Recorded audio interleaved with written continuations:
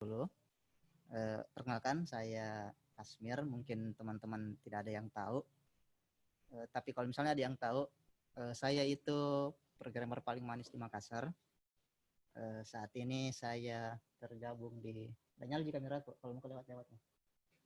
Saat ini saya setengah tergabung di WASD Labs.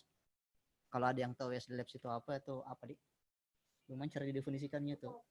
Kumpulan orang yang suka ngoprek, yang kebetulan banyak kerjaan dia pegang. WASD Labs.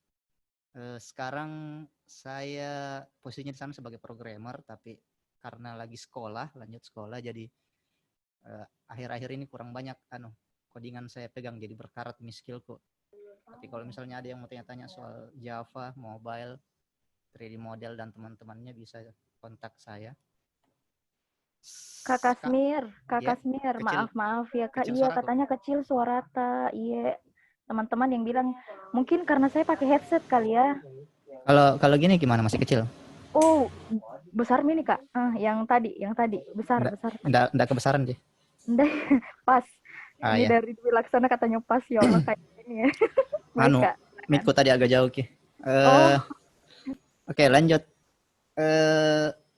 Kalau di WS Lab sendiri itu kan ceritanya banyak turunannya, banyak anak-anaknya, kayak Kotak Narsis kalau ada yang tahu, ada Konas, ada Darah Kita. Nah, ini salah satunya juga, itu kita ada Clickbait 3D. Jadi Clickbait itu yang fokusnya ke fabrikasi sama prototype dan manufaktur skala kecil gitu. Jadi kita sekarang itu pakainya 3D printer untuk sekarang, CNC coming soon. FDM, SLA kita ada. Jadi kalau misalnya ada teman-teman yang mau coba-coba, misalnya ada yang mau magang tes belum mau magang, WSD Labs lagi terima orang magang, coba kontak Yahya, bilang mau magang tapi bidang apa gitu, tanya Ki. Kita selalu terbuka kalau itu jadi kayaknya kalau perkenalan dari saya, karena tidak banyak di pribadiku yang bisa cerita, jadi skip nih. Nah, masuk ke materinya. Kalau revolusi industri 4.0 kan sering gitu. Saya yakin sering sekali mungkin dengar itu sampai bosan nih, karena kalau ada yang berhubungan sedikit-sedikit sama teknologi pasti ngebahas deh industri 4.0, industri 4.0. Nah, tapi ada yang pernah dengar enggak digital revolution? Saya kayaknya enggak ya, karena berapa kali saya tanya-tanya orang juga, pernah dengar digital revolution? Enggak. Kan revolusi kan revolusi industri, revolusi agraris beberapa. Nah, ada juga satu namanya revolusi digital. Nah, itu kalau misalnya kita simplifikasi, itu pas transisinya dari mekanikal analog ke teknologi elektronik digital. Itu digital revolution itu. Jadi kayaknya di slide selanjutnya tuh bagaimana dari awalnya itu apa-apa kerjanya mekanikal, mesin uap, piston dan teman-temannya, terus kita berubah kendalinya pakai yang dari punch card berubah jadi kode. Nah, itu di situ namanya. Jadi dimulai dari waktunya pertama kali transistor ditemukan sampai sekarang. Itu sebenarnya sudah mulai, dan itu dari tahun berapa ya? 1940-an. 1940 kalau nggak salah.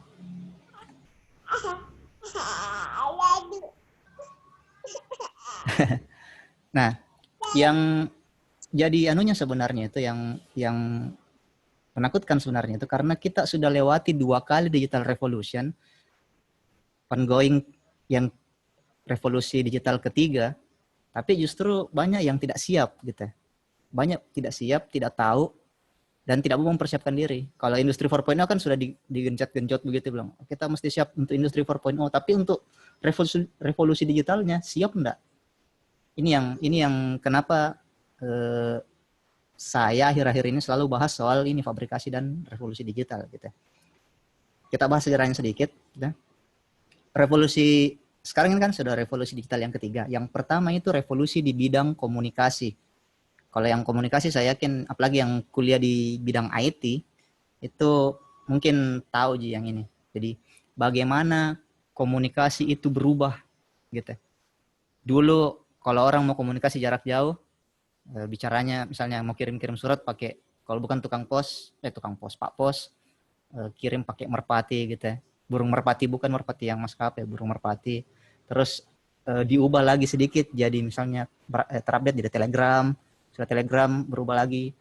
Sekarang bisa dari tempat tidur chatan, teleponan sama pacar sampai jam 13 jam, subhanallah. Nah, ini revolusi digitalnya itu. Itu dia dari abad ke-19, kalau nggak salah itu tahun 48, kalau nggak salah 1948 itu. Yang bikin dia masuk kategori revolusi gitu, karena di saat itu kita tahu caranya, bagaimana caranya menduplikasi data analog ke data digital, dan kita bisa copy ceritanya atau itu sinyal-sinyal digital itu dan dikirim tanpa ada loss, itu jarak langsung hilang. Gitu. Jadi kalau dulu kalau misalnya kita mau kirim surat sudah berbulan-bulan, bagus kalau bisa misalnya jangan sampai di tengah jalan tukang Pak Posnya ditembak atau bagaimana. Sekarang tinggal kirim via network gitu. Dan ini komunikasi ini yang penting, ini fondasinya semua di komunikasi. Terus yang revolusi kedua itu di komputasi. Kalau komputasi, sekali lagi anak itu pasti ngerti sekali nih kenapa revolusi komputasi itu betul-betul penting.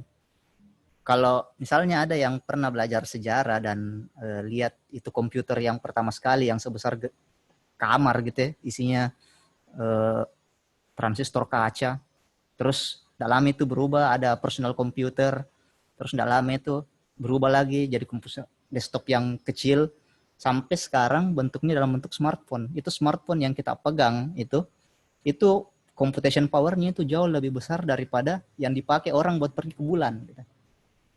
Semaju itu. Jadi pas lupa tahun berapa itu yang MOSFET kalau nggak salah, pas pertama kali itu MOSFET tahun berapa ya? Saya lupa ada catatan kok di slide selanjutnya kayaknya. Tapi begitu MOSFET itu ditemukan itu, yang jadi basisnya itu mikroprosesor, komputasi itu naik langsung. Jadi hebatnya di mana? Manusia itu bisa tipu batu untuk berpikir. Jadi itu prosesor yang kita pakai di komputer, di laptop, itu batu yang kita tipu supaya dia bisa berpikir. Ini apa ini? Ini kayak bukan roadmap, sejarahnya. Dimulai dari 1947 pas transistor. Kalau misalnya kita bagi-bagi sejarahnya itu revolusi digital itu kita bisa bagi 4 dia. Tahap awalnya internet 1.0, internet 2.0 yang sekarang gitu, sama pre-internet gitu.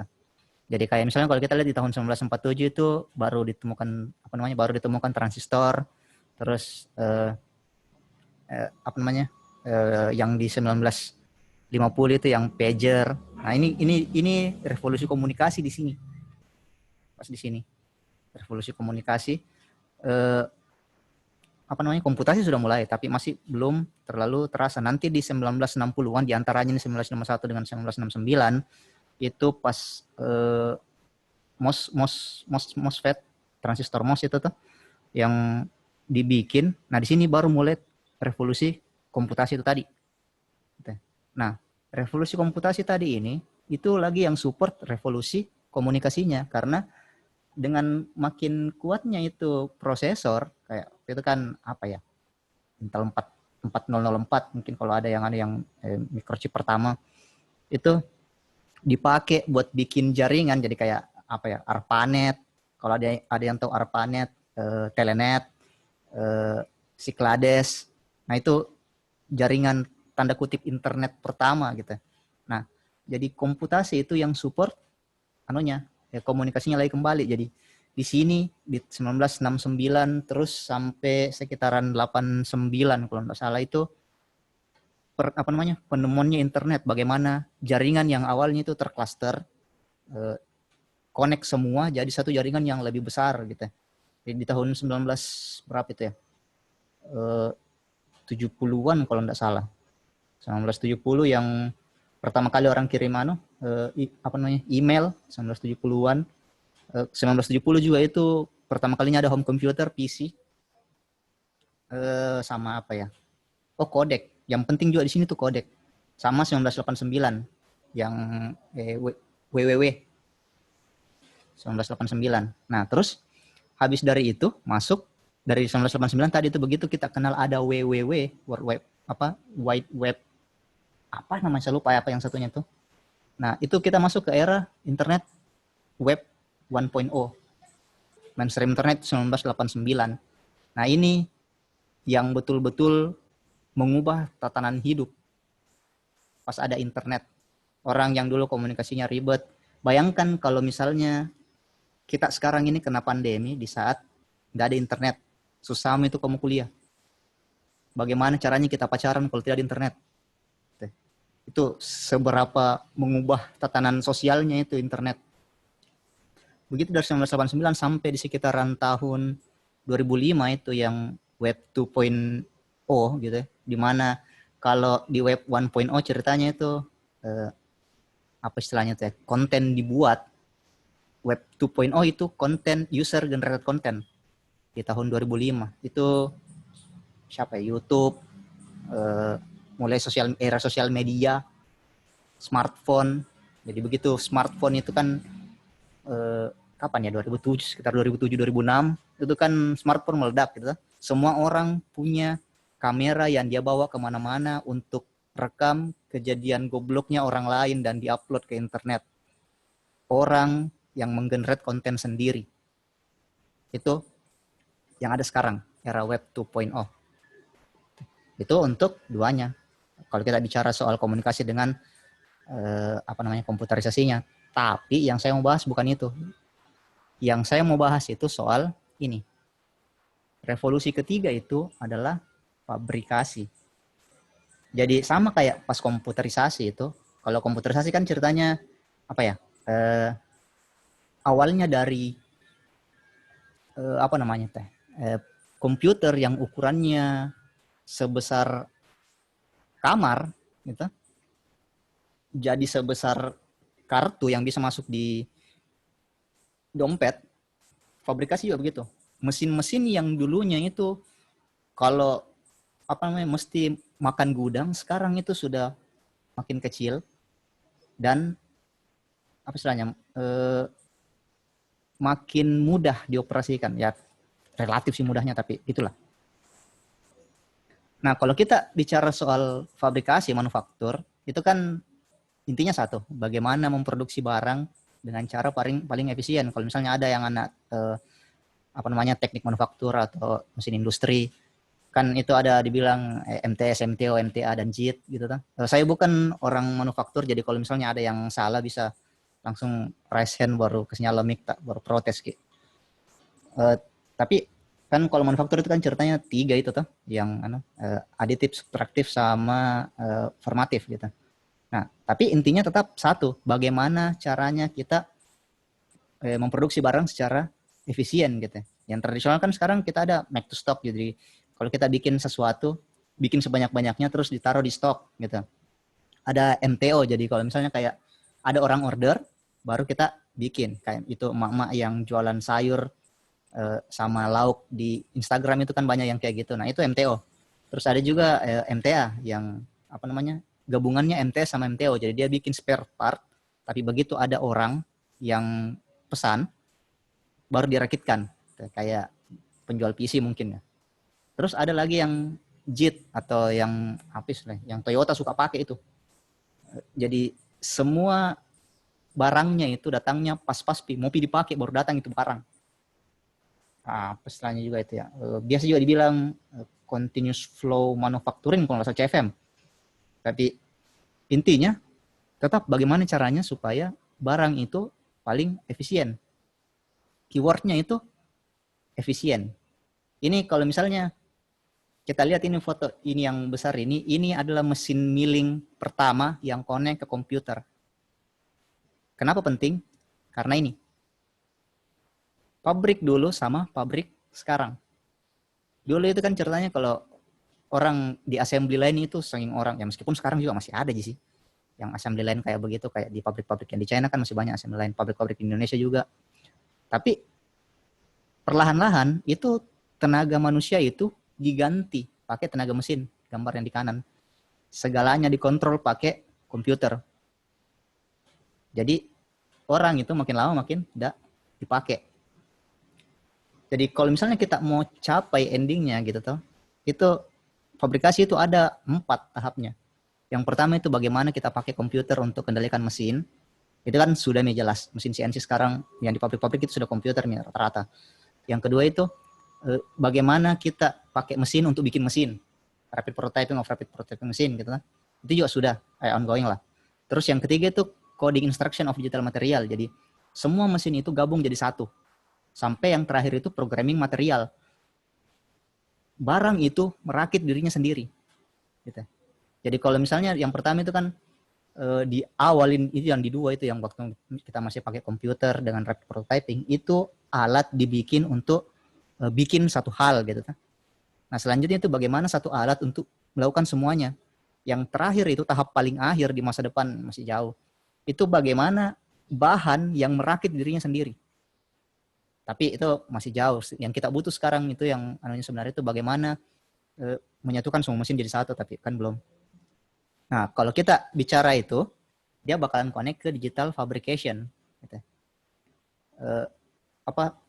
Bagaimana kita pakai mesin yang dihubungkan ke komputer untuk membuat produk gitu. Biasa dibilang juga rapid prototyping. Nah, kan kalau kita bicara metodenya kan aditif, subtraktif, formatif. Kalau misalnya ada yang tahu itu aditif kayak 3D printer, subtraktif itu kayak mesin CNC, milling, router. Formatif itu kayak vacuum forming kalau misalnya ada yang tahu. Tapi intinya itu adalah di sini, di digitalnya. Kalau misalnya keywordnya itu ada di mesin yang digunakan itu dikendalikan oleh komputer. Nah, yang kalau misalnya tadi dibilang sama Ibu Kos kan mungkin banyak yang bingung. Iya, enggak membingungkan gini. Karena mungkin tidak sadar kita, tapi kita punya itu alat digital fabrication di rumah. Contohnya itu ini. Printer itu alat digital fabrication secara definisi itu. Dia connect ke komputer, pakai aditif, dari kertas dia tambahin tinta jadi produk. Ini digital fabrication. Kalau kita bicaranya ya, kecil. Atau kita bisa yang besar. Yang sebelah kiri itu CNC milling yang 6 degree of freedom. Yang jadi dia subtraktif. Jadi bahan itu yang satu bahan balok full itu dikurangi terus bahannya sampai tersisa apa yang kita mau. Dan di samping itu plasma cutter, jadi yang buat motong-motong besi itu. Apa yang bikin digital fabrication itu menarik? Karena ini, kita bisa desain apa saja dari rumah. Karena ceritanya kan semua mesin itu dia connect ke komputer. Dan itu komputer interface-nya hampir mirip gitu. Kayak misalnya 3D printer, CNC, apalagi ya, milling itu kodenya pakai G-code semua, ada standarnya. Jadi kalau misalnya kita bisa bikin 3D modelnya dan kita bisa ekspor jadi G-code, itu bisa jadi barang. Yang kayak misalnya ini sekarang tuh mungkin tidak kedengaran, tapi saya juga tidak nyala kameraku. Di sampingku itu ada printer 2 menyala lagi ngeprint. Sambil kita bicara-bicara begini, itu barang produksi printerku. Jadi enaknya kita load 3D model, slice tergantung programnya gitu, kita slice, upload ke printer, pencet run, saya ke sini bawa materi, selesai barangku. Seenteng itu personal fabrication sekarang. Dan sama di pabrik juga kayak gitu nih. Jadi yang yang menjadi masalahnya nanti kita itu karena Indonesia itu SDM-nya bisa dibilang tidak terlalu banyak gitu. Terus yang kita jual itu cheap labor, tenaga kerja yang murah gitu. Bilang, ya bikin ke pabrik di sini tenaga kerja tak murah. Kayak China di awal-awal. China sendiri kan sudah bergeser nih. Fabrikasinya dia sudah maju. Makanya perusahaan-perusahaan dari Amerika Eropa kayak Apple itu kan dia cari tempat baru untuk pindah pabriknya. Salah satunya misalnya kalau nggak salah itu kan Indonesia, tapi saya lupa jadinya di Vietnam kah? Ya, ke salah satunya itu. Nah, kalau misalnya kita cuman selalu bergantung di di tenaga buruh murah itu tanpa melirik ke depan kayak bagaimana, suatu saat kita tidak bakalan dibutuh. Begitu personal fabrication jadi jalan menyeluruh, kita tidak bakalan dipakai. Karena siapa yang butuh orang yang tangannya gemetaran kerja kalau ada mesin yang presisi 100% gitu. Dan ada lagi satu hal. 2020. Kalau misalnya ada yang tidak tinggal di bawah batu, siapa tahu ada yang tinggal di bawah batu dan tidak tahu apa kejadian sekarang itu, kita lagi dipaksa untuk berubah gara-gara COVID. Itu ini satu hal yang mestinya jadi motivasi untuk cepat berubah. Gitu. Sistem pendidikan yang selama ini kaku cuma bisa belajar dalam kelas, tiba-tiba mau ndak mau mesti bisa belajar online gara-gara COVID. Pabrik yang tergantung sekali sama anunya tiba-tiba ditutup karena ndak boleh ngumpul orang banyak dalam satu ruangan. Gitu. Kita tahu kenapa 2020 kayak begini. Liverpool juara EPL, makanya begini. Nah, bicara soal COVID, ini kan pasti yang paling pertama itu kena pabrik, gitu. Pabrik di mana-mana tutup, gitu. Produksi nyangkut, logistik nyangkut di awal-awal. Sekarang kan, kecuali Indonesia itu kan manusianya itu unik, gitu. Di saat orang lockdown, kita pergi jalan-jalan. Memang Indonesia itu unik. Satu hal yang bikin saya suka itu ada lagunya itu Indonesia negeriku orangnya lucu-lucu. Nah, ini salah satunya. Tapi di tempat yang menjadi intinya segala manufaktur, China itu pabriknya tutup satu-satu. US sebagai produsen juga pabriknya tutup satu-satu. Indonesia yang enggak. Nah, ini yang maksa. Kalau misalnya kita lihat ini tuh bilang industri yang paling kena, kita lihat itu di sudut kiri bawah. Itu yang paling kena itu retail. Konstruksi. Di atasnya itu yang short termnya enggak terlalu kena impact, tapi setelah krisis nanti bakalan itu adalah di logistik. Pabrik itu butuh logistik jatuh, pabrik jatuh.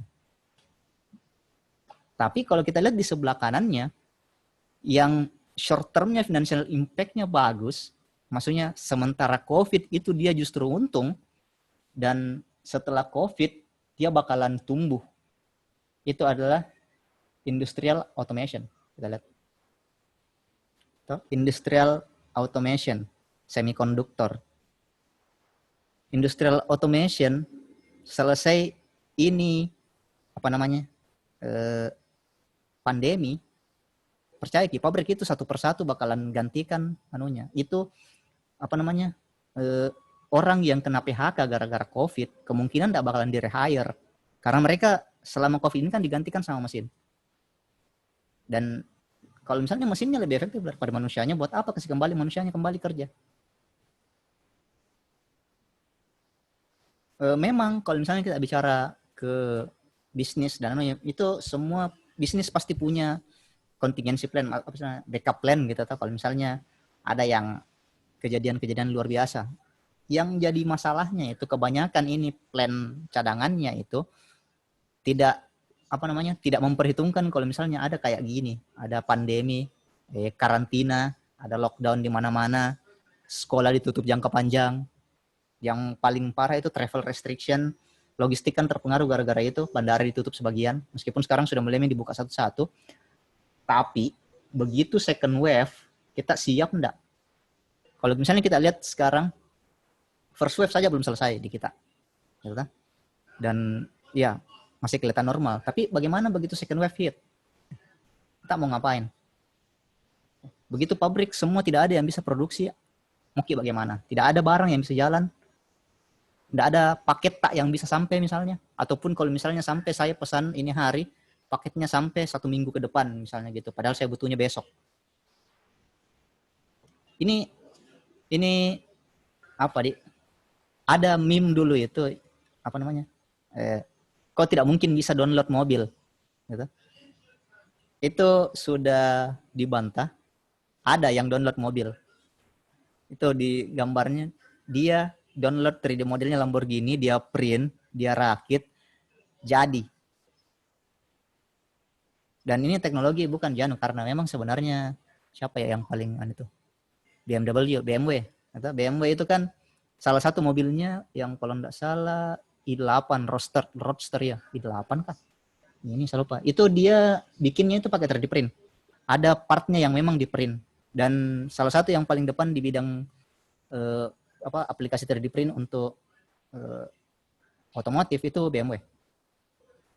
Tapi ini, di saat misalnya, bayangkan misalnya seperti ini. Semua kota lockdown, tidak ada yang bisa masuk, tidak ada yang bisa keluar. Saya butuh part misalnya. Saya buka internet, download, cetak, datang partku. Mungkin kalau kita bicara-bicara begini tidak terlalu maksudnya tidak kelihatan mungkin impact-nya. Tapi bayangkan di masa depan kita bisa download barang yang kita beli gitu. Jadi itu bukan menjadi jokes lagi bilang kirimkan ke emailmu. Misalnya. Itu di masa depan bisa jadi. Di saat semua rumah punya printer 3D misalnya, semua orang di rumah punya alat untuk fabrikasi, bisa jadi orang tidak jualan barang fisik, orang jualan barang digital. Dan itu sudah mulai sekarang sebenarnya. Kalau kita bicara dari bisnis gitu ya, itu juga sama. Desktop manufaktur itu, personal fabrication itu sudah lumayan besar nih sekarang, terutama untuk mereka yang bergerak di bidang-bidang yang butuh prototipe barang, misalnya kalau ada yang punya startup yang butuh prototipe, ini maksudnya yang bisa mereka manfaatkan gitu. Karena apa ya? Lebih mempersingkat mempersingkat waktunya gitu. Jadi saya punya ide, bikin representasi digitalnya, jadi prototype. Kalau sukses, lanjut mass production. Kalau enggak, kembali ke tahap ide gitu. Atau kalau misalnya kita jualan barang yang custom, kayak yang saya sering kerja itu kan, kita jualan barang custom, mainan gitu, bilang, oh saya butuh mainan ini, ada yang produksi enggak? Karena kalau dia produksi, kalau misalnya kita produksi sesuatu, kalau misalnya anggaplah kita pesan dari China itu, kuantitasnya itu minimal 10.000. Saya mau misalnya aksesoris mainan kecil untuk satu biji figurinku, masa saya mesti pesan 10.000 unit, padahal cuma satu yang saya butuh. Nah ini dia masuknya di situ. Dan kalau kita bicara soal manufakturnya, itu ada dibilang ADDA pattern. ADDA itu analog digital, analog to digital, digital to analog patternnya. Ini saya gaski materinya karena 1 jam, jadi mungkin kapan-kapan nanti kalau ada biar kita bahas lebih sedikit-sedikit. Nah ini patternnya kayak gini. Itu yang sebelah kiri. Ini saya ambil contoh duplikasi kunci. Yang sebelah kiri itu manufaktur tak sekarang. Saya punya objek, saya punya alat duplikat kunci yang di pinggir-pinggir jalan. Saya punya objek, saya kasih masuk materialnya yang kunci kosong itu yang belum ada giginya. Saya kasih jalan ke mesin, jadi. Itu yang tradisional. Yang kalau misalnya kita pakai personal fabrication gitu, objek kita scan, kalau misalnya kita mau scan, atau kalau enggak, ini yang sebelah kiri itu bisa diganti langsung jadi 3D modeling gitu. Langsung bikin digital representation kalau ada yang pakai CAD atau apa gitu. Terus kita print, jadi kopinya. Atau kalau enggak print kita pakai mesin CNC misalnya, jadi kopinya. Apa yang berbeda? Yang pertama itu, yang ADDA itu, yang sebelah kanan, satu mesin bisa dipakai untuk berbagai macam hal. Itu printer tidak mesti cuma bikin kunci, sedangkan mesin kunci yang di sebelah kiri cuma bisa bikin kunci. Printer itu bisa bikin yang lain, selama digital representation-nya ada. Yang kedua, yang sebelah kanan itu gampang ditambahi progres baru misalnya. Anggaplah misalnya begini, saya scan kunci, terus kuncinya saya mau ubah giginya gitu misalnya, toh bisa. Tapi untuk yang tradisional dia tidak bisa kayak gitu. Meskipun kelemahannya ya yang sebelah kanan memang terlihat lebih kompleks karena ceritanya ada ada alat lain mesti ubah dulu dari analog ke digital, baru dari digital ke analog, tapi yang sebelah kanan dia lebih fleksibel. Dan jangka panjangnya dia bakalan lebih murah. Yang kadang orang bikin ragu untuk terjun ke dunia ini gitu, ke sini, itu kalau bilang seberapa disruptif sebenarnya nanti itu personal fabrication. Jujurnya kita nggak tahu karena ditunggu Mami, tapi ini sudah pernah ada kejadian sebelumnya gitu. Dan itu kita bisa lihat dari situ. Misalnya di tahun 1969 itu apa ya yang ada dia? Printer kalau nggak salah. Iya, printer. Itu pertama kalinya ada printer laser gitu yang di siapa? Xerox kalau nggak salah, itu printer lasernya Xerox, itu yang ada scannernya. Itu ngubah caranya orang lihat dokumen. Yang selama ini kalau misalnya saya butuh dokumen, saya mesti ke tukang ketik. Itu sekarang bisa saya kerja sendiri. Pakai kalau sekarang kan kita pakainya Word atau Docs. Tapi itu bergeser. Ada kita lihat tukang ketik sekarang yang kerjanya tukang ketik yang ada itu nempel di warnet Ki. Karena semua orang sekarang bisa ngetik. Semua orang sekarang bisa bikin cetak poster kalau mau, kecuali kalau memang cetak posternya yang agak kalau di kampus kan seringnya tuh kalau yang mau tempel-tempel di dinding kampus, mereka cetak sendiri, nggak perlu bawa ke tukang cetak poster. Itu salah satunya. Yang kedua itu apa ya dia? Edit video itu juga sama, prinsipnya sama gitu. Yang dulu kalau misalnya ada yang tahu itu yang orang nonton video yang pakai pita itu tuh. Dulu kan itu analog semua. Jadi orang rekam di pita, masuk di cutting room itu literally di-cut, dipotong. Itu pita disambung. Kalau misalnya ada mau diedit pakai apakah di pita lain baru dikasih baku tinta. Itu analog, prosesnya analog. Sekarang apa-apa digital, makanya banyak YouTuber. Kita lihat sekarang antara kalau misalnya dulu kan kalau kau nggak sekolah film, setengah mati kamu bikin film. Sekarang anak SD umur berapa? 6 tahun, 7 tahun, ada followernya 100.000. Di YouTube subscribernya berapa? Yang dia bikin cuma review mainan misalnya. Atau ada juga yang cuma bengong 3 jam jadi sedisruptif itu. Nah, kalau misalnya 3D print, sambil sampel 3D print karena saya lebih sering ke situ. 3D print itu disruptif enggak? Iya. Ini contohnya kalau misalnya ada yang main 40K, Warhammer 40K atau yang main D&D misalnya, yang ini, itu kan salah satu gamenya itu dia pakai kayak model gitu, itu yang orang-orangan itu yang kecil-kecil, itu dia model. Itu kita tahu harganya itu sebiji berapa unitnya. Ada yang harganya 900.000, ada yang harganya 500.000. Itu tanknya. Yang sebelah kanan itu kalau nggak salah harganya 1.600.000. Unitnya itu agak lumayan mahal gitu kan. Itu yang di sebelah kanan sama yang di sudut kanan bawah itu print. Kita tahu berapa costnya itu kalau di print sendiri. Cuman sekitar 20.000. Ini sanging terancamnya. Kalau kan yang 40K itu kan siapa, Games Workshop ya. Itu sanging terancamnya dia siapkan itu set pengacara berapa buat kejar itu orang-orang yang print beginian. Karena disruptif. Yang selama ini ongkos manufaktur gitu yang tergolong agak berat karena ceritanya kalau kau mau bikin yang kecil-kecil begitu, kau nggak bisa bikin tas sedikit, rugi kau tuh. Kau mesti bikin mold, cetak banyak dan semuanya mesti laku gitu. Nah, sedangkan kalau yang sebelah kanan yang personal, saya bisa bikin cuman satu sesuai kebutuhanku. Kalau sudah selesai tanpa perlu bikin mold, tanpa perlu bikin yang mahal gitu. Tapi meskipun kayak gitu, ini ndak berarti seenteng itu juga, tetap ada tantangannya gitu.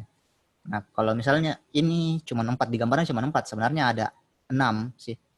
Yang pertama itu kan jelas orang kalau mau terjun ke fabrikasi mesti tahu hardware sama materialnya. Misalnya saya mau bikin tadi mini, saya mesti ngerti operasikan 3D printernya gitu.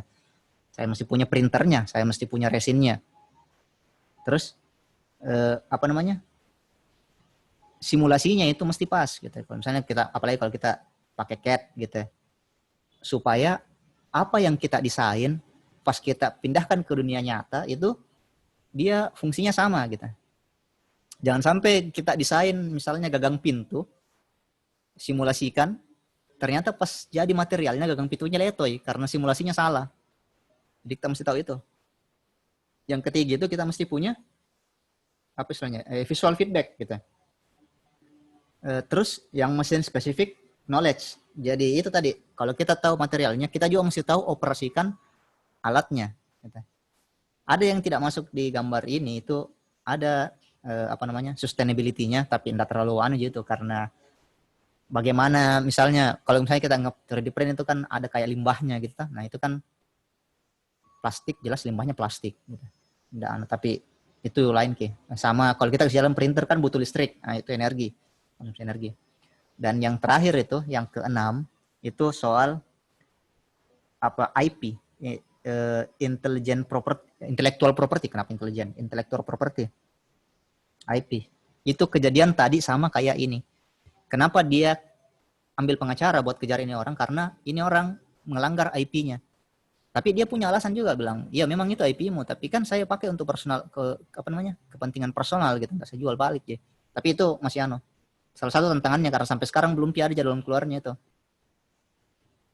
Nah, kenapa saya dorong untuk pelajari soal ini? Maksudnya bukan pelajari sih, soal tahu itu soal fabrikasi. Kenapa sebaiknya kita mulai dari sekarang? Itu yang pertama karena alatnya sekarang makin murah. Kebanyakan misalnya yang 3D printer sama CNC itu kan tahun berapa ya kebanyakan? 90-an lah pokoknya, itu dianukan apa patennya gitu dari tahun 90-an. Nah, beberapa tahun kemarin 2008 2009 lah gitu, itu sudah mulai banyak yang patennya expire gitu kan. Jadi ceritanya sudah expire nih patennya, sudah bisa nih go publik gitu. Kan aturannya gitu.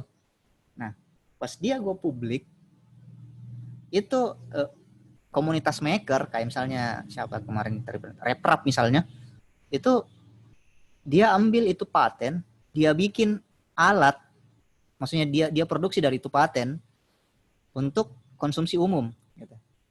Jadi yang selama ini tidak bisa kita akses karena di belakang paten. Jadi kalau misalnya ada orang yang bikin itu printer bisa kena tuntut. Sekarang patennya lepas, semua orang bisa bikin itu barang sesuai itu paten. Makanya sekarang itu banyak printer murah. Saya dulu pertama beli printer berapaan ya? Terus saya itu kan sekitar 14. Dalam itu turun, ada sekitar 8. Sekarang kita bisa beli 3D printer, Ender 3 itu harganya cuma sekitar 3 juta. Itu dari barang yang kita tidak punya akses, makin lama makin turun harganya. SLA printer, dulu itu kalau di bawah 20 kita tidak dapat. Sekarang 4 juta bisa dapat SLA. Kalau misalnya kita lagi hoki. Jadi, begitu dia go open source, ini alat-alat makin murah semua. Mesin CNC kan sudah agak lama juga expire anunya. CNC 3 juta dapat mesin CNC kecil yang bisa ditaruh di atas meja. Kalau kita memang mau. Jadi alatnya makin murah, makin mudah didapat. Bahan juga makin gampang. Filamen sekarang harganya berapa? 200.000 dapat mungkin. Selain itu, kenapa kita mesti start sekarang? Karena ada banyak kesempatan di sini sebenarnya. Ada banyak kesempatan. Alatnya murah. Gitu. Bagaimana kalau misalnya, oh iya memang murah alatnya Kak, tapi saya mahasiswa biar menabung Kak, misalnya selama saya kuliah menabung Kak full, enggak sampai uang jajanku ke situ. Jangan kayak jualan alatnya, jangan kayak jualan adunya. Kita jual skill. Kayak misalnya kalau ada skill 3D modeling tuh, itu topeng kayak gitu saja orang jual berapa? 300.000 kalau nggak salah, $20. Sekitar 300.000. Topeng kayak gitu. Model mini itu kalau kita lihat di Patreon, orang bayar dia $20, $30 per bulan. Jadi orang kayak itu kayak subscribe ke orangnya, kasih uang per bulan untuk bikin 3D model. Kalau misalnya ada skill tak sculpting, 3D model dan lain-lain, coba Ki. lihat jalan-jalan ke Patreon, My Manufactory, Thingiverse, CK Trader, itu banyak bisa terjual. Atau kalau misalnya bukan kayak mahasiswa gitu, kita bisa pakai ini teknologi untuk bikin kerjaan tak makin cepat gitu. Kayak ini misalnya Nikon pakai 3D printer untuk prototype anunya. Kan kalau misalnya dia mau bikin body langsung kan pasti mahal. Nggak mungkin tooling itu mahal. Set tool itu mahal. Jadi kalau misalnya dia bikin 3D printer sudah. BMW tadi saya bilang mobilnya itu apalagi pas ini baru-baru waktu begitu mulai pandemi lockdown, pabrik ditutup, desainnya tetap jalan karena yang mendesain itu dari rumah, mereka print. Karena kan mereka punya additive manufacturing apa AMC kalau nggak salah, additive manufacturing something apa gitu. Memang fokusnya ke situ. Jadi dia punya 3D printer terbaik di dunia itu BMW. Mereka pakai untuk memperpendek. Kan kalau misalnya orang desain mobil, setelah desainnya kan mesti masuk wind tunnel gitu toh.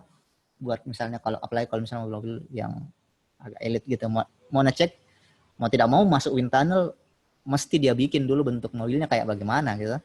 Kalau dia mau bikin pakai besi misalnya, padahal cuma mau cek aerodinamis atau tidak, mahal Ki. Makanya dia print saja, karena cuma buat itu. Atau kalau misalnya yang lain ya sudah pakai buat main-main, kayak yang saya kerja sekarang itu buat main-main Ji.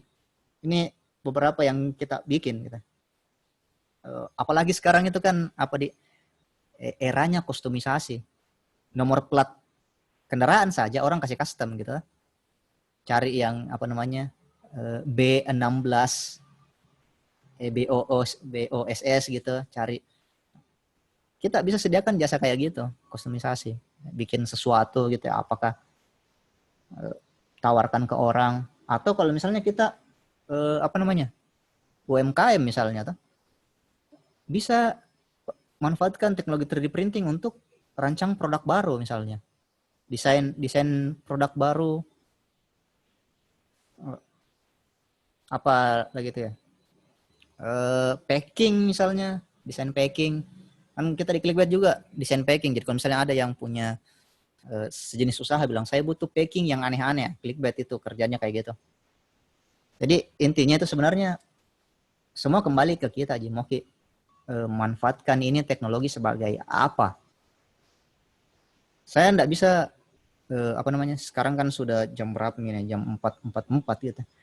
Kalau misalnya kita mau bahas soal manufacturingnya itu sendiri, misalnya mungkin kapan-kapan kalau misalnya dipanggil lagi bisa aja kayak fokus di aditif nih bagusnya, karena itu yang agak murah alatnya gitu. Apa yang bisa kita kerja di situ, apa yang bisa kita bikin. Ini saya cuma mau sharing apa yang Clickbait akhir-akhir ini kerjakan gitu. Karena orang masuk ke manufaktur itu kan tujuannya beda-beda gitu.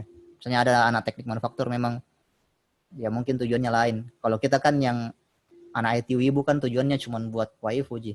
Jadi ya tujuannya mungkin beda. Nah ini yang di sebelah kanan itu printernya kita, salah satunya printernya kita. Ini waktu awal lockdown pas ada itu masa beberapa bulan yang lalu di mana hampir semua tenaga medis setengah mati dapat APD. Nah ini waktu itu printernya kita itu enggak berhenti ngeprint face shield. Itu yang di sebelah kiri itu rangka face shieldnya. Ini yang di tengah sudah dalam dosmi, tapi itu yang di tengah itu face shield semua. Jadi kita bikin non-stop print face shield, terus kita kasih ke tim medis gitu. Kita ada yang ke rumah sakit haji kalau nggak salah, ada yang ke Wajo, ya kayak gitu. Ini contohnya misalnya kalau misalnya kita mau bikin sesuatu bilang. Nah ini yang beberapa waktu kemarin kita bikin, ini aksesori mainan custom gitu. Kalau ada yang tahu, ada yang kenal ini helm toh, itu karena kebetulan di dekat rumah banyak sekali anak-anak suka main ini game, apalagi namanya Mobile Legend ya. Ini kan ceritanya aksesori yang tidak dijual gitu. Tidak ada aksesori Figma bentuknya kayak gini, tapi saya mau modifikasi mainanku supaya dia bisa kayak karakternya itu tadi, gamenya Mobile Legend.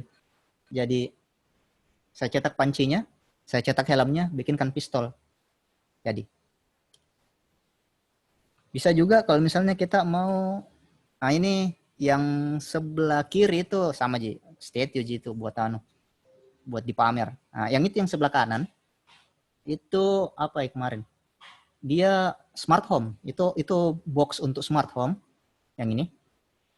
Ini box untuk smart home. Jadi interface-nya itu lubang tombolnya. Cuman ini tidak selesai ngeprint karena ngeprint kan lama, biasa sampai 8 jam, 9 jam. Jadi di sini tempat LCD-nya. Nah, dia kan ceritanya kalau bilang butuh kak box kayak gitu, tapi kan tidak dijual.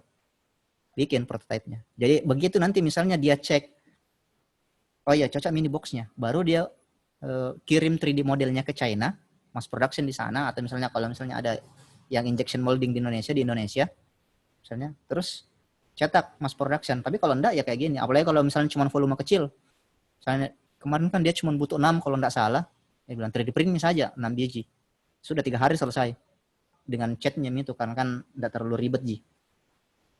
Bisa. Atau kalau misalnya kita mau kayak gini, apa namanya teh, mau jualan buat merchandise kayak gini, anunya siapa namanya, Spiderman, itu bisa.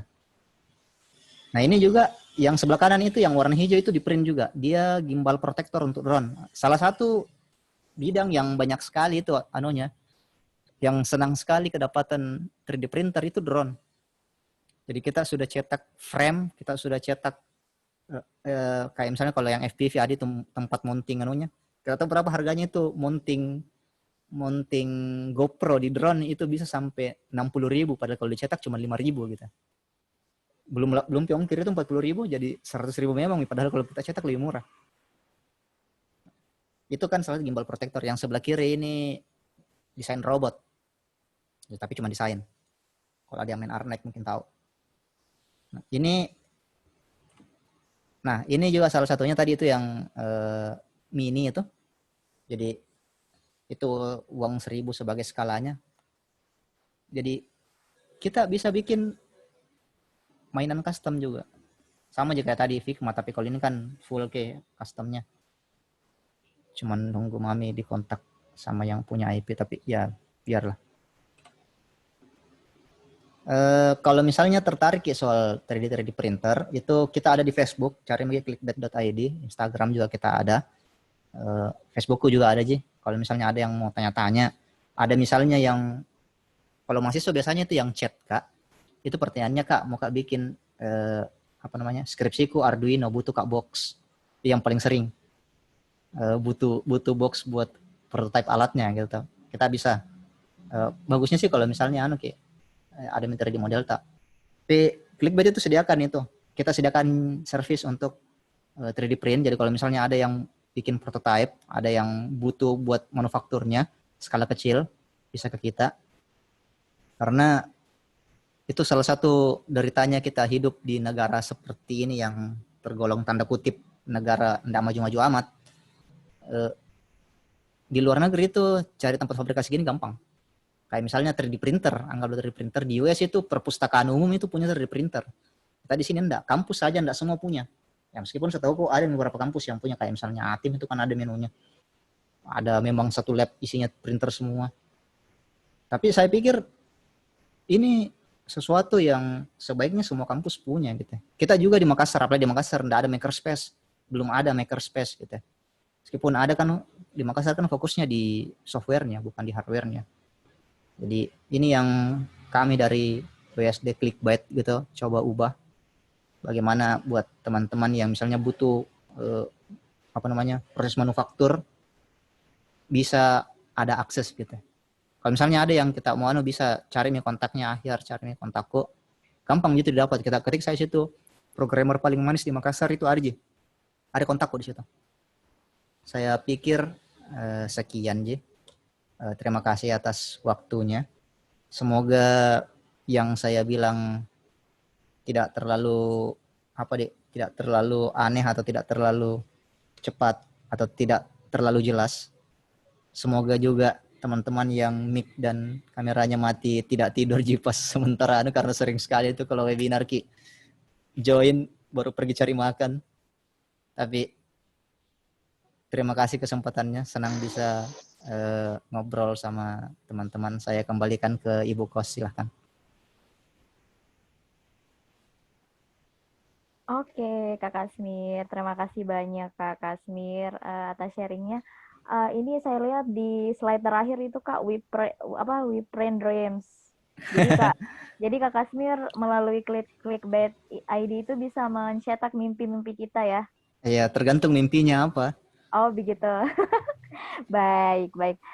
Karena kayaknya kita udah di sesi tanya jawab.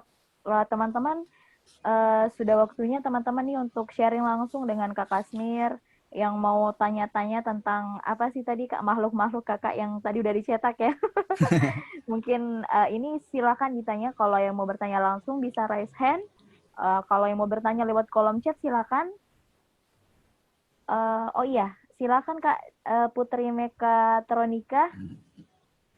Mau bertanya langsung Kak, boleh di-unmute saja ininya. Iya. Audionya. Oh baik Kak, silakan. Ya, bismillahirrahmanirrahim. Assalamualaikum warahmatullahi wabarakatuh. Waalaikumsalam warahmatullahi wabarakatuh.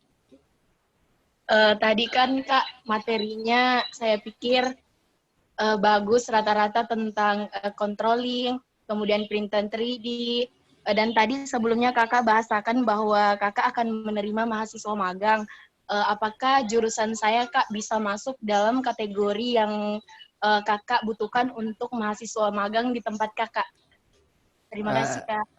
Kalau soal magang itu bukan saya yang bukan saya yang handle. Coba ke Ahyar, kalau misalnya kita pegang kontak, kita tahu Ahyar tuh ada itu yang mirip mukanya sama saya. Si CEO-nya WASD itu sama dia karena dia yang handle soal itu. Coba tanya kita bilang, mau Kak magang saya jurusan ini, di mana Kak kira-kira bisa apakah bisa ditaruh di mana gitu. Karena bukan saya yang full urus itu. Biasa Ahyar aja. Oh iya, baik Kak. Makasih. Iya. Oh baik. Pertanyaan Kak Putri sepertinya ini ya, bukan terkait materi tapi tentang magang di WSD ya Kak Kasmir ya? Ya, karena memang WSD Iya, yang magang kan kebanyakan programmer jaringan gitu. programmer ya. Oh iya, sekalian dijelaskan deh Kak, jangan sampai Kak Putri tadi belum memenuhi syarat atau seperti apa. Silakan Kak Kasmir. Ya itu karena yang ngatur itu kan sebenarnya kan WSD itu kan kayak gini, dia itu banyak anaknya gitu tuh WSD kayak Konas gitu ya. Saat ini juga yang magang itu rata-rata semua ditaruhnya di Pinisi. Dia apa di situ jaringan server kalau nggak salah, karena memang kebanyakan yang tanya-tanya karena kan WSD kan dikenalnya sebagai software house gitu tuh, anak software sih itu.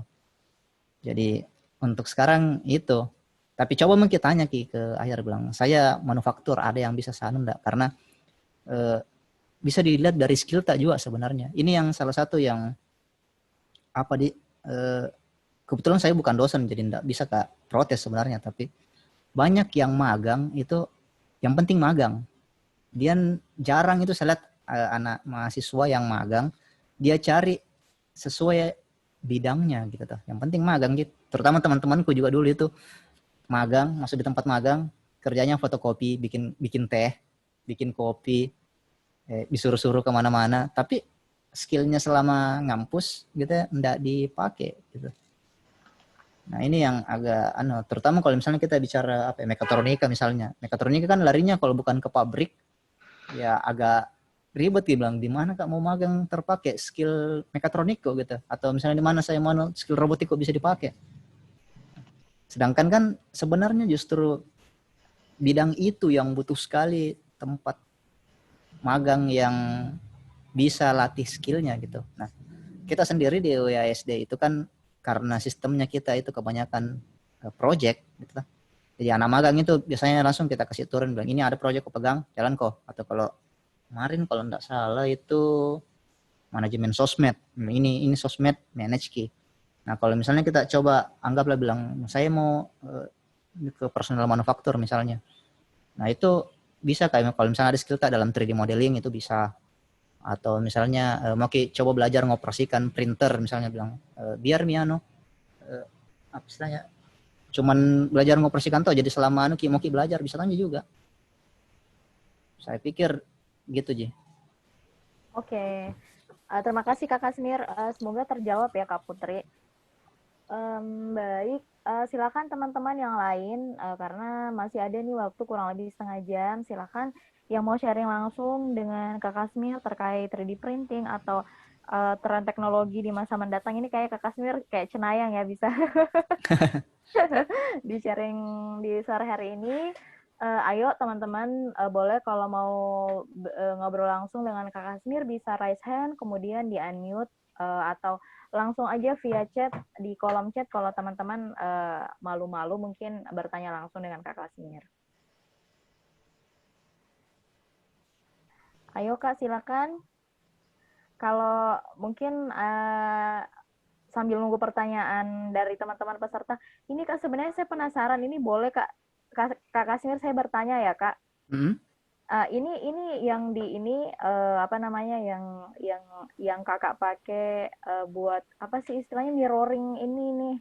Jadi ini yang Kakak ini apakah termasuk teknologi fabrication dan revolusi digital yang Kak Kasmir bahas ya di sore hari ini?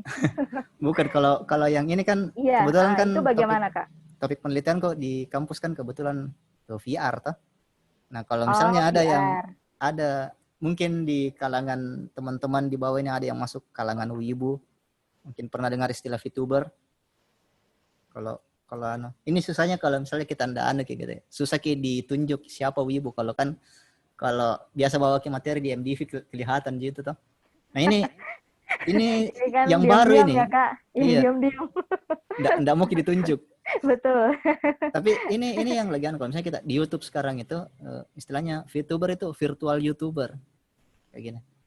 Iya. Jadi kalau yang selama ini apa istilahnya tuh kayak YouTube influencer itu kan ceritanya mukanya jual gitu, dia jual muka. Nah ini VTuber sama tapi mukanya itu dalam bentuk animasi kayak gini. Ini kan salah satunya yang pakai live 2D.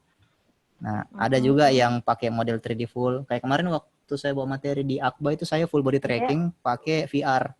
Ada yang beberapa bulan kemarin kalau nggak salah. Oh di Stimik Akba. Ini ada dosennya Stimik Akba juga Kak Kasmir. Ada Pak Andis. Yang kemarin waktu di acara apanya tuh ya? Yang dipanggil sama Pak Sabirin bilang. Mana Ki? Cuman bilang kalau dipanggil kemungkinan besar enggak dipanggil 2 kali muka karena pasti aneh bentuknya. Enggak apa-apa. Oh, jadi tadi pakai teknologi apa sih Kak? Intinya pakai teknologi apa? Mungkin teman-teman yang baru bergabung saya sendiri baru lihat nih, ternyata bisa ya gitu pas live Zoom itu kita bisa pakai virtualnya kita kayak gitu. Itu pakai teknologi apa Kak intinya? Untuk animasinya dia pakai live 2D. Oh, live 2D. Nah, namanya itu live 2D. Jadi dia sudah agak lama juga itu live 2D dari Jepang tuh. Jadi kayak gambar terus di deform gitu. Jadi kayak misalnya apa namanya? Kan awalnya untuk animasi. Terus ditambah pakai apa ini? Face rig. Nah, face rig buat anunya bukan motion tracking, buat tracking muka gitu. Jadi kalau misalnya saya bicara gini kan mulutnya goyang. Iya, tadi pas di awal baru saya ini jadi, kok setiap Kak Kasmir bicara animasinya kok goyang-goyang juga. Dia detect anunya, dia detect mukanya gitu. Jadi kalau misalnya kayak saya miringkan kepala gitu. Jadi, kalau saya mau balik dia balik juga. Saya lirik kiri kanan, dia juga lirik kiri kanan. Baik. Sip. Wih, tapi bukan itu yang mau dibahas ini hari. Iya, ini sambil menunggu nih Kak, teman-teman yang mau bertanya. Jadi saya intermezzo nih bertanya ke Kak Kasmir. Tapi kayaknya gimana ya teman-teman? Ayo, masih ada kurang lebih waktu setengah jam nih buat sharing dengan Kak Kasmir. Silakan yang tadi mungkin mau tanya-tanya tentang 3D printing yang Kak Kasmir tadi sudah tunjukkan gambarnya, silakan. Boleh banget ditanyakan melalui chat atau itu ada yang aneh. Iya Ahmad gitu. Nah soal aman kesehatannya begini, itu 3D printing misalnya contoh 3D printing itu dia tergantung material karena 3D printer itu sudah dipakai di kesehatan juga dari dulu. Ada dokter gigi enggak di sini yang buat casting gigi tuh pakai 3D printer SLA. Jadi dia memang ada kayak resinnya. Kalau misalnya yang karena SLA tuh dia pakai resin, itu memang dia pakai gitu. Jadi kayak dibikinkan model giginya untuk bikin gigi palsu, dicetak pakai 3D printer, dikasih masuk ke mold gitu, terus jadi gigi palsunya. Kayak gitu. Memang ada. Nah, untuk yang cuman bahan yang paling sering kita pakai kan sekarang itu PLA, ABS, sama yang filamen. Kalau misalnya yang FDM kan kita dulu mundur dulu sedikit. Kalau misalnya printer 3D printer yang sekarang itu gampang diakses itu ada 2 jenis, FDM, fused de something material gitu, FDM, yang itu dia pakai filamen. Saya nggak bisa angkat kamera aku buat kasih lihat gitu, tapi dia FDM pakai filamen, dia itu kayak ada plastiknya, bentuknya kayak benang gitu. Oh, ada browserku Pak Ade. Kenapa saya nggak kepikiran? Oh iya Kak, bisa share screen terus kita ini toh. Nah, printer itu kita kan ada ini, FDM printer misalnya. Nah, ini ada sekalian. Nah, ini yang kayak gini itu FDM. Jadi dia pakai filamen ini, ada filamennya, masuk ke dalam hot end gitu. Ini plastik, itu yang dikasih meleleh, terus disusun. Jadi ini gantrinya dia goyang-goyang kiri kanan kayak printer. Kalau printer kan tapi cuman 1 aksis gitu, kiri kanan Ji. Nah, ini dia 3 aksis, ada X, ada Y, ada Z ke atas. Nah, jadi dia dikasih panas, turun, dia goyang. Bisa kita lihat di misalnya contohnya di tadi itu kan gerakannya. Terus ada lagi satu namanya SLA. Kayak gini. Dia pakai resin kalau yang ini. Jadi itu resin kan kalau kena sinar ultraviolet dia mengeras, gitu. Nah, gitu kena apa namanya? Cahaya ultraviolet, jadi dibawa sini di box ininya itu dia ada lampu ultraviolet.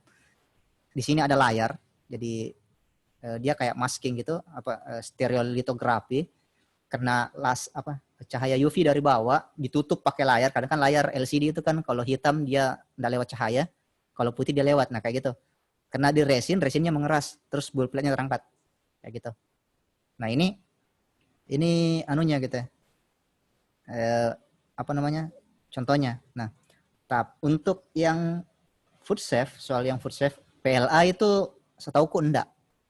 Karena yang pertama itu kan dia meskipun bahannya dibikin kebanyakan dari jagung sih, tepung jagung. Tapi itu karena dikasih panas dia enggak food safe, terutama untuk makanan panas gitu. Enggak. Yang masalah juga itu karena FDM memang dia kayak disusun panas baru disusun dia ada kayak serpihannya kadang.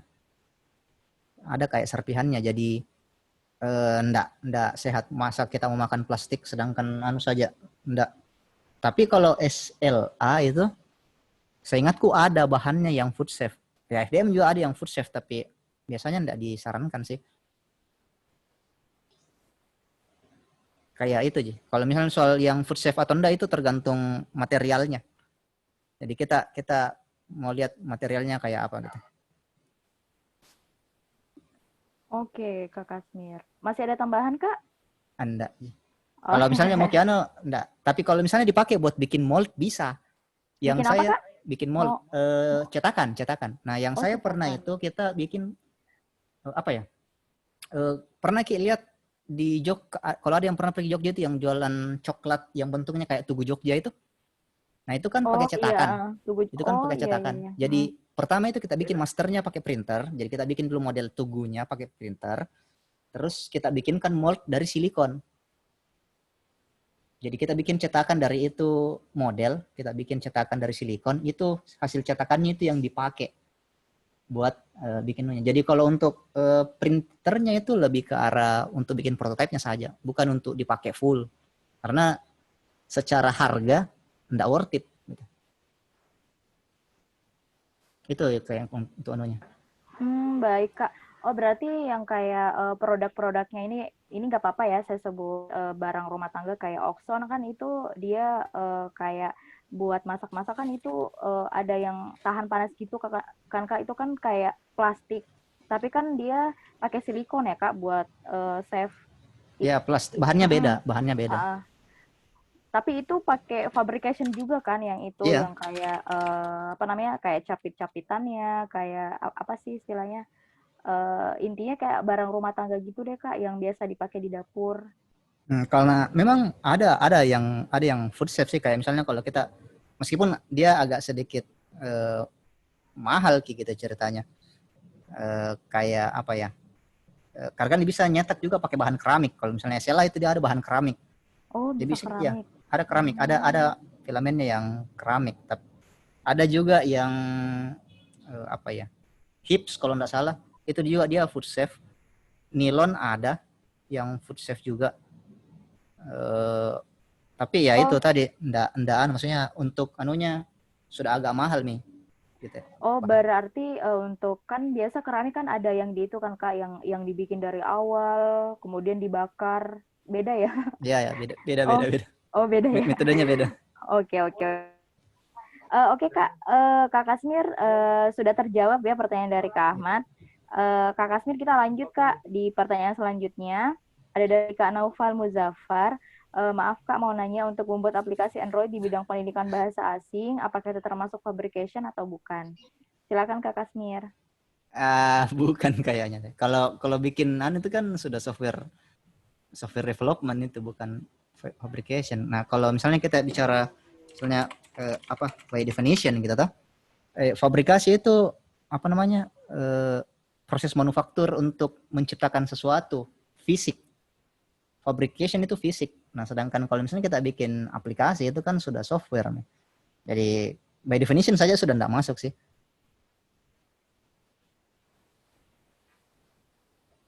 Yang selanjutnya apa ya? Saya pikir itu aja. Kalau ditanya. Baik Kak Kasmir. Sepertinya sudah terjawab ya Kak Naufal pertanyaannya. Jadi bukan termasuk di fabrication untuk aplikasi Android karena itu termasuk di software development ya Kak. Iya. Baik, selanjutnya ada dari Kak Bulu. Katanya ada rekomendasi buku yang bisa dibaca Kak. Kalau bisa ada di O'Reilly. Cuman saya mau coba belajar seperti ini di luar jam kerja biar bisa kerja di sekitar Makassar lagi merantau sebagai NA. Silakan Kak. Buku dia. Iya, rekomendasi buku. Kalau soal fabrikasi, konsep misalnya konsep masa depannya kayak bagaimana, yang salah satu yang paling saya suka baca itu ada buku judulnya Designing Reality. Itu tulisannya ya. Neil Gersfield. Mungkin bisa di-browse lagi Kak. Seperti tadi ya. Tunggu. Iya, Kebetulan saya punya bukunya. Saya pegang.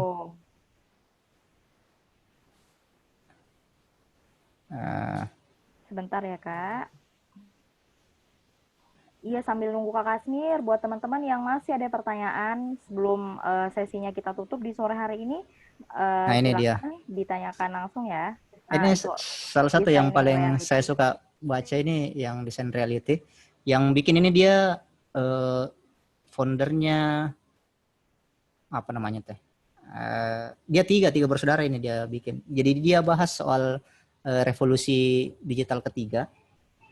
Ini yang jadi kalau misalnya mau soal fabrikasi, FabLab dia anunya FabLab, mungkin fabrikasi ini bagus. Kita baca pertama. Karena kalau misalnya kita mau belajar fabrikasi full, itu apa ya? Misalnya 3D printing, misalnya kita mau fokus di 3D printing, daripada baca buku, mending gabung di forum. Kalau misalnya di yang Indonesia misalnya gitu ada grupnya di Facebook 3D printing gitu. Mending kita ke sana daripada buku, karena begini, teknologi kayak gini itu dia jalannya cepat. Buku itu dari ditulis terbit sampai di kita itu kemungkinan besar sudah kadaluarsa nih kalau kita mau kejar teknologi. Jadi jangan baca dari buku. Tapi kalau dari konsep, kita mau baca dari konsep, ini yang tadi Designing Reality itu bagus. Sama kalau misalnya mau buka-buka ada juga Geek Manifesto, Mark Anderson itu juga bagus dibaca. Apalagi ya, sama buku pegangannya, tapi sudah teknikal banget nih. Kalau misalnya konsep itu saya suka pegang itu 2. Bagaimana How to Survive and Thrive in the Third Digital Revolution itu bagus. Tapi kalau buat anunya misalnya kayak teknologi paling barunya apa, saya enggak sarankan dari buku. Saya sarankannya di internet. Ada beberapa resource misalnya kalau misalnya mau kita tanya-tanya, mau cari tahu di Facebook itu apa nama grupnya saya lupa. Ada grupnya 3D printing kalau nggak salah. Ya 3D printer Indonesia nama grupnya, itu bisa tanya-tanya di sana soal soal 3D printing. Bisa juga cek di Reddit juga itu ada Reddit R 3D kalau masih kalau sudah dari blog, bagus di Reddit juga. Blog juga ada banyak yang bahas soal 3D printing juga. Jadi jangan cari resource kalau mau belajar ini di buku.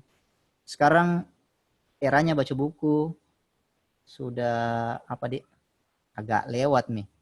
Lebih mending baca paper daripada baca buku Kecuali kalau misalnya mau buat konsep ya boleh lah. Itu Ji. Oke, Kak Kasmir. Jadi pertanyaan dari Kak Bu sudah terjawab ya, Kak. Jadi Kak Kasmir sudah merekomendasikan resource-resource yang tadi. Semoga bisa bermanfaat ya, Kak, untuk sebagai bahan belajarnya. Baik. Bagaimana teman-teman? Masih ada kurang lebih 10 menit sebelum sesi ini kita selesai. Karena kita selesai di pukul 17.30 ya. Masih ada waktu nih buat sharing dengan Kak Kasmir. Boleh banget, silakan kalau yang mau ini di unmute aja ininya, Zoom-nya, kemudian ditanyakan langsung ke Kak Kasmir. Kayaknya hari ini pesertanya Kak Kasmir pada malu-malu di Kak. Orang teknikal biasa memang begitu. Iya. Kalau anda sehubungan sama ini juga enggak apa-apa, kalau misalnya kita mau cerita lepas juga bisa. Iya, Nggak mungkin masalah. karena ini baru banget mungkin kali ya Kak tentang 3D printing. Iya, bisa jadi. Iya, ya udah sambil nunggu pertanyaan dari teman-teman, boleh mungkin Kak Kasmir ceritakan kenapa sih memilih bidang ini di 3D printing saat orang-orang yang lain mungkin lagi gencar-gencarnya, oh saya mau ke IoT nih, ke robotik gitu. Kenapa memilih melihat ini sebagai sesuatu yang seksi di masa depan kayak gitu Kak Kasmir? Sebenarnya kalau ditanya bilang kenapa misalnya kita dirikan clickbait samaan itu karena tidak ada yang mau handle di sini. Maksudnya ya ada, karena bukan cuma saya sebenarnya bukan cuma kita yang handle di sini, ada juga di Makassar sih. Tapi tidak terlalu banyak, dan ini satu bidang yang kayak tidak terlalu populer gitu. Orang rame-rame mau jadi software developer, terutama kalau misalnya teman-teman yang sering nongkrong di Gilto, rame-rame mau kayak gitu, tapi tidak ada yang pikir infrastruktur. Dianggaplah misalnya begini, saya mau IoT gitu toh. IoT kan kau butuh cash. Di mana mau dapat misalnya. Itu kan pasti kembali ke manufakturnya gitu. Terus anggaplah bilang saya mau bikin robot misalnya. Saya butuh gearbox yang rasionya agak beda sedikit. Kalau saya mau beli enggak dapat. Jadi mau enggak mau kita mesti manufaktur sendiri, dan kalau misalnya kita outsource misalnya ke Jawa lagi, itu kan mahal dari yang di sini. Nah, makanya kita bikin kayak gini, dan memang kebanyakan itu teman-teman yang kontak itu rata-rata kayak gitu. Di tugas akhirnya mereka bingung. Kak, butuh Kak beginian Kak, bagaimana caranya tuh? Oh, bisa jadi print. Ini nih. Saya butuh bikin prototipe alat seperti ini, tapi kalau misalnya saya langsung pakai untuk mass production, kalau salah rugi dong. Nah, makanya kita sediakan yang kayak ginian. Ya sekaligus juga karena saya mau bikin mainan nih ya. Jadi Oke, Kak. Oke. Masih ada tambahan Kak Kasmir? Kenapa kayak fokus ke avatarku semua ini orang? Iya Kak, betul. Itu kan menarik perhatian. Banyak yang salfok termasuk saya. Dan ternyata Kak Melisa barusan bertanya lagi, ini gimana biar muncul avatar kayak gitu Kak di Zoom? Kok lucu? Salfok katanya. Pakai software terpisah. Jadi kayak virtual kamera gitu. Jadi teknisnya Kakak ada kamera eksternal tambahan pas nyalain laptop atau gimana sih Kak? Pakai webcam ya, pakai webcam. Oh, pakai webcam. Terus ada aplikasi diinstal gitu di laptop. Iya, kan dulu mana apa ya? Iya Kak, kayaknya para peserta hari ini kayak lebih penasaran tentang Salah materi Kak kayak jadi. kayaknya lebih penasaran tentang yang ini, yang di avatarnya Kakak. Kok bisa ya? Kalau Nah, kayak ini. Nah, kalau kita lihat itu yang di sudut kiri itu kan saya. Wah, astagfirullah gantengku. Nah, jadi itu kalau kita lihat gitu. Kalau kita lihat ini kan apa namanya? Ada dia tracking itu, mata itu yang warna merah, mata, mulut. Jadi kalau saya bicara dia bicara, kalau saya miring dia miring. Oh, pintar. Dan avatarnya bisa diganti Kak? Bisa. Jadi bisa mau diganti Doraemon atau apa? Ini avatarnya dia orang ada yang jual, ada yang misalnya ada yang berbayar. ini kan yang live 2D yang gaya-gaya anime gitu ya. Ada yang 3D juga mana ya? Oh, jadi nama aplikasinya Facerik ya, Kak? Ya, Facerik. Ada misalnya kayak gini. Oh, Facerik.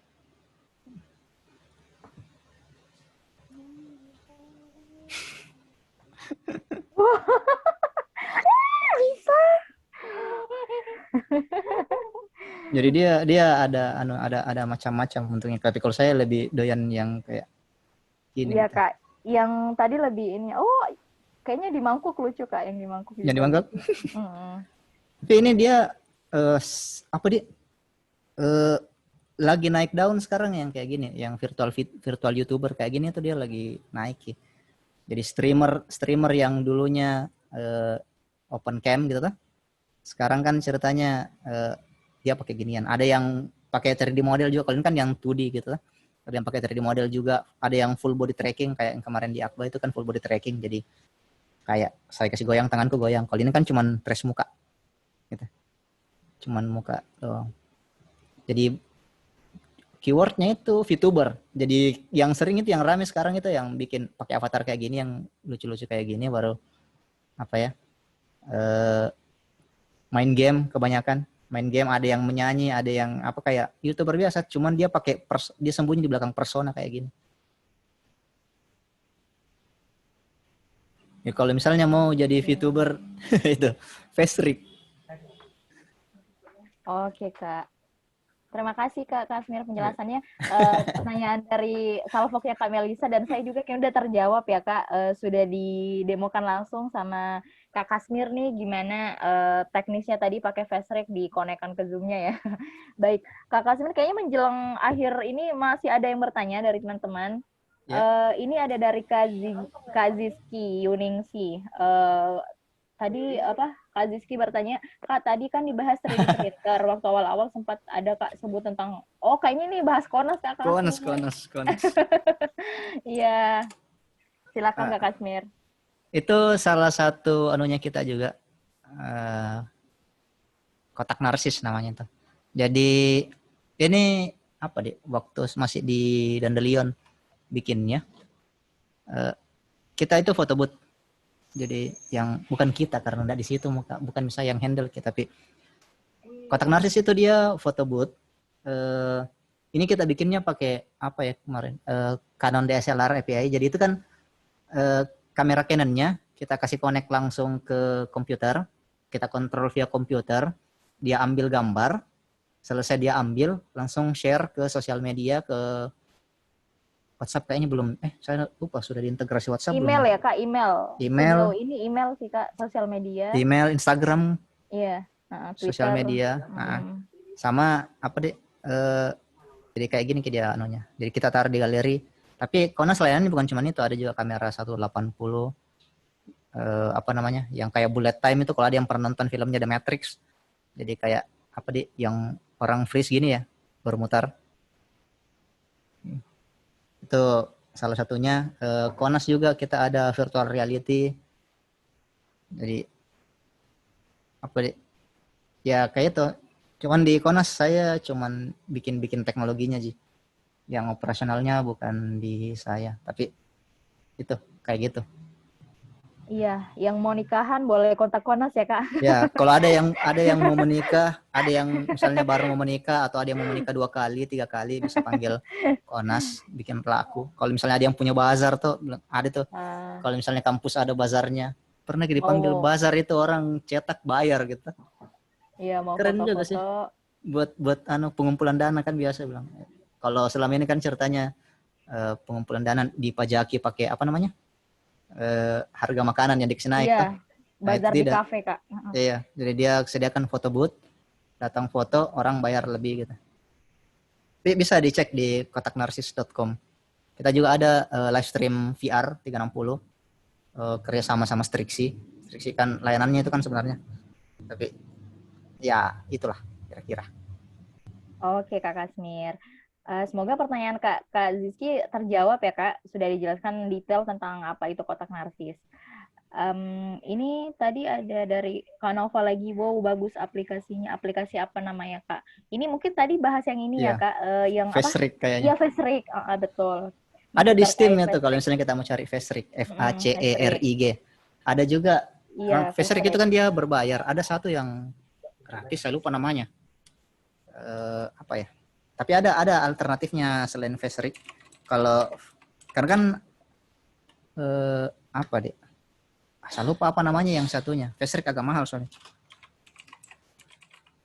Terus ada yang juga apa namanya? Yang lain kayak apa?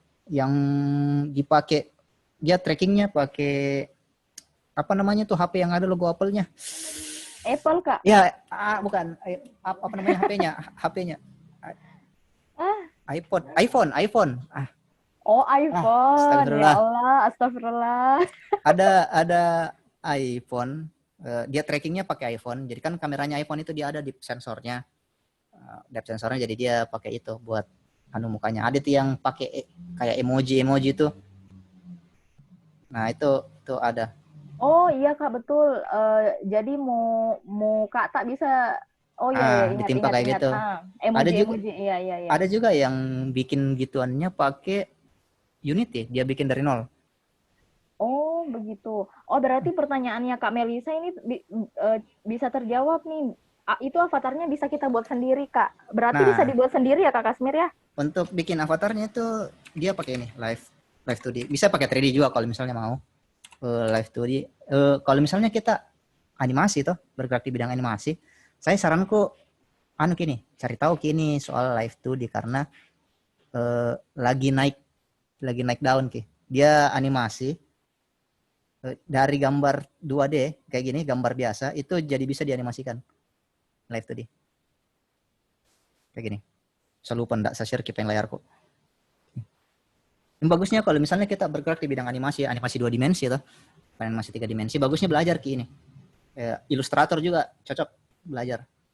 Jadi dia kayak gini tuh.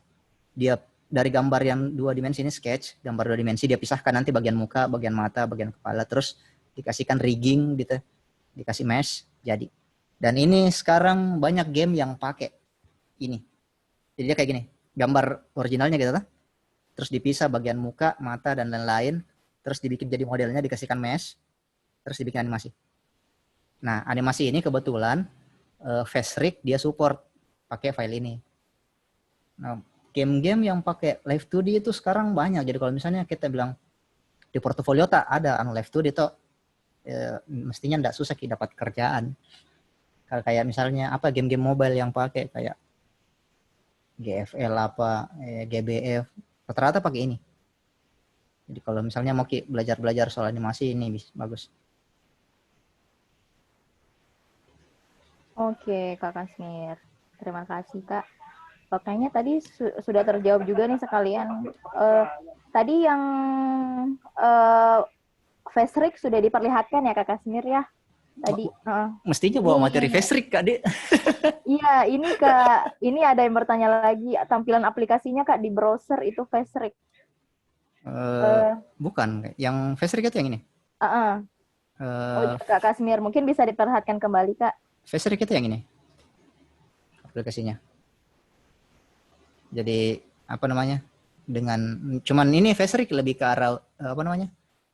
Dia untuk apa istilahnya tuh kayak untuk fast trackingnya aja ini. Facerik itu fast trackingnya sama apa namanya itu ya? Sama animasi, fast tracking sama virtual cam. Jadi untuk modelnya sendiri beda. Nah, berarti untuk konekan ke Zoom itu gimana ya, Kak? Nah itu, ini kok benar-benar Facerik. Facerik itu dia virtual webcam. Oh, Jadi berarti seolah-olah ada webcam. Gitu. Oh, seolah ada webcam. Oh, Nah, ngerti Kak. jadi kalau misalnya saya pilih di sini ada tuh yang video di sudut kiri bawah, itu langsung nanti muncul situ Face virtual kamera gitu. Oh berarti ketika Face itu sudah ada di device-nya kita, itu langsung terdetek ya, Kak? Iya, dan support Windows 10 karena saya pakai Windows 10. Itu ada yang ditulis itu yang tanya.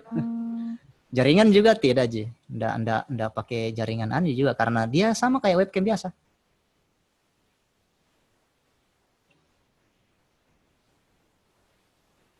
Oke. Terima kasih Kak Kasmir. Bagus dia kayaknya dia apa namanya? Bikin apa namanya? Kalau siapa Sesi- tuh ada yang mau sesinya sesi bagaimana baru ya. bagaimana menjadi VTuber yang baik dan benar. Oh, berarti jaringan tidak berpengaruh Enggak. ya Kak, yang cukup berarti. Tapi Iya. harus connect ke internet ya Kak, kalau mau pakai Face. Enggak juga sih. Oh, Karena tidak juga. offline bisa juga offline. Oke, baik Kak Kasmir. Kayaknya ini sudah hampir ini ya Kak. Oh, itu ada yang tanya teh. Di Yang sesi kebetulan closing. itu ada satu tadi yang bertanya. Masih Karena ada. barusannya ada yang bertanya sesuai dengan materinya jadi. Iya betul. Baik kita kasih nih kesempatan buat Kak Gertrudi seluruh Forex. Masih ada contoh alat fabrication selain printer Kak Kasmir? CNC itu salah satunya. Fabrikasi CNC. Apa namanya kalau misalnya tahu gitu CNC yang contour and cut gitu. Itu kan fabrikasi juga. Karena begini, pokoknya itu sebenarnya kalau itu alat dipakai buat manufaktur analog, manufaktur itu sudah masuk alat fabrikasi nih sebenarnya. Saya cuma sebut tadi printer karena yang saya mau lebih fokuskan itu kan ke 3D printer. Nah, barang yang paling dekat di 3D printer yang kemungkinan ada di mata itu printer biasa. Jadi makanya saya bilangnya printer. Tapi alat-alat lain kayak CNC, milling, apa namanya itu yang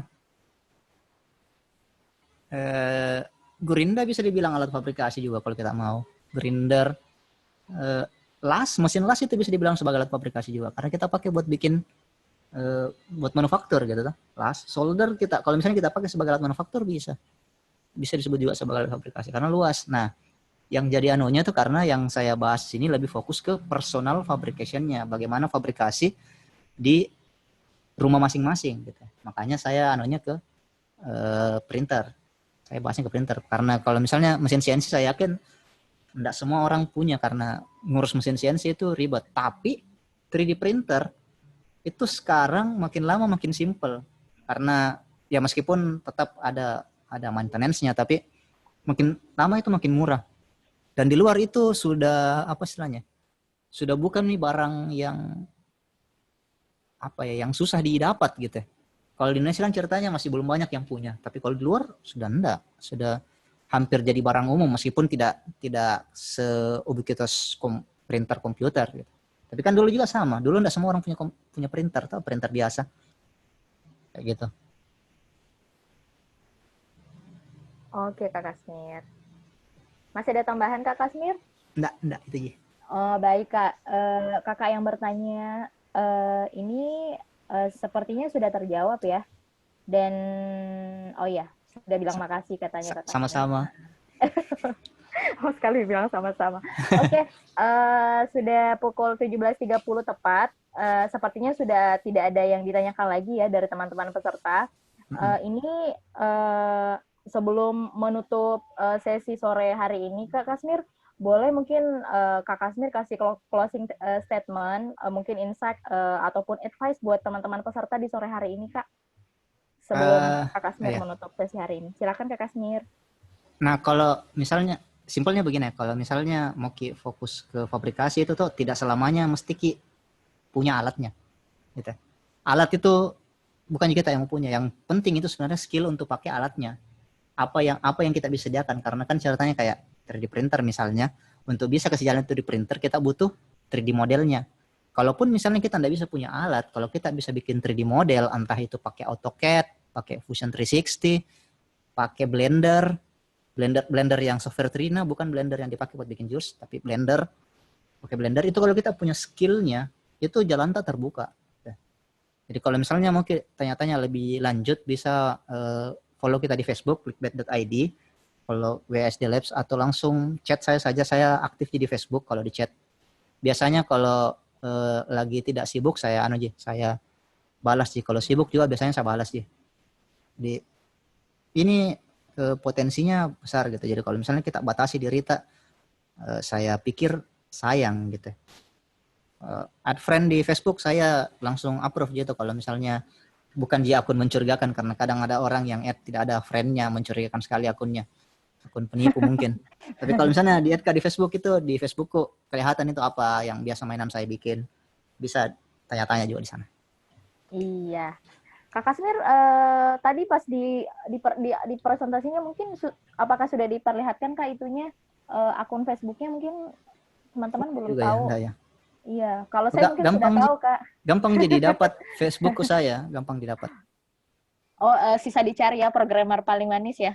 Iya, ini Facebookku. Kalau misalnya ada yang meskipun isinya sangin shit post. Oh, ini mau pamer. Ini yang sementara saya cetak tadi. Baru bagian atasnya, baru mau saya cetak bagian kayaknya. Power Ranger. Nah, ini printer SL aku.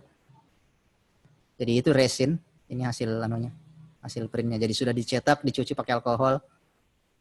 Aduh, itu bahan apa Kak? Apa sih istilahnya? Itu resin. SDA apa sih? Oh, resin. SLA dia. SLA. kayak ini hasil cetaknya, jadi dia dari resin itu dikasihkan cahaya gitu ta.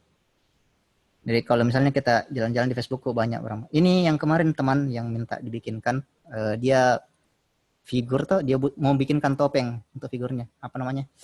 Ghost of Tsushima. Dia mau bikinkan topeng, dia minta diprintkan baru dia chat. Ini kecil sebesar uang koin. Banyak yang aneh-aneh di timelineku kalau misalnya ada yang mau, misalnya ini tadi yang Panji, PUBG, robot-robotan. Yang mau tadi dari misal, ini 3D model paling favorit kok. Dari jembarin tuh, dari marahin juga itu. Tapi ya itulah, kalau misalnya add friend saja enggak apa-apa. Saya kemungkinan besar bakalan approve ya. Kalau mencurigakan mungkin enggak saya approve, tapi artinya masih banyak di slot pertemananku.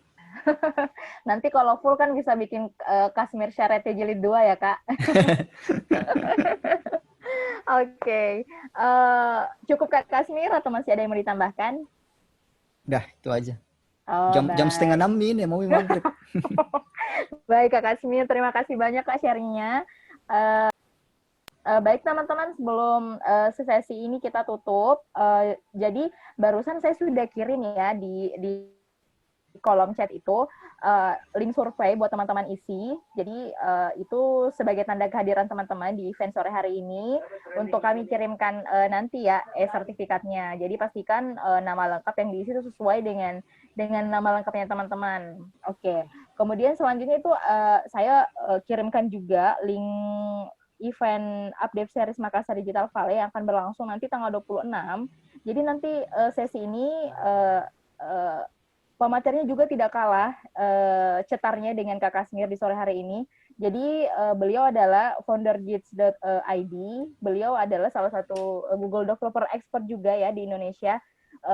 Beliau Ibnu Sinawardi yang akan mengulas topik tentang the power of Google Docs using AppScripts. Jadi teman-teman jangan sampai nggak ikutan ya di event ini. Linknya sudah saya kirimkan. Teman-teman feel free kalau mau di-share ke teman-temannya juga, silakan. Mau di-share ke temannya atau teman serumahnya boleh, silakan. Iya Kak, kan ini kan orang-orang kayaknya lebih kebanyakan kayaknya di rumah ya Kak. Jadi mungkin lebih sering bertemu dengan teman-temannya di rumah. Oke. Baik, terima kasih sekali lagi buat Kak Kasmir sudah meluangkan waktunya Kak berbagi dengan kita semua di sore hari ini. Semoga kita bisa ketemu lagi Kak di sesi-sesi berikutnya. Iya, dan juga terima kasih buat teman-teman yang sudah mengikuti event ini dari awal sampai di sore hari ini. Semoga kita masih ketemu ya di event berikutnya. Baik, jangan lupa ya isi link survei dan juga daftar di event di tanggal 26 nanti. ada juga saya lampirkan di situ link buat teman-teman gabung di grup officialnya Makassar Digital Valley ya di Telegram. Silakan teman-teman buat gabung. Baik, terima kasih. Semoga kita sehat selalu ya teman-teman. Sekali lagi terima kasih Kak Kasmir. Sampai jumpa ya Kak. Insya Allah semoga bisa ketemu langsung di MDV. Kalau lewat pandemi nanti jalan-jalan lah. Insya Allah Kak Kasmir, betul. Biar nanti teman-teman kalau event itu bisa ketahuan ya Kak, siapa yang ini Siapa ya, Kak? yang wibu? Wibu. Baik. Iya, terima kasih ya sekali lagi buat kita semua. Semoga kita sehat selalu dan sampai jumpa di event berikutnya. Assalamualaikum warahmatullahi wabarakatuh. Waalaikumsalam. Dadah Kak Kasmir. Dadah. Sudah lift mah Kak Dik. Iya Kak, silakan Kak Kasmir. Ye. Makasih teman-teman. Ye.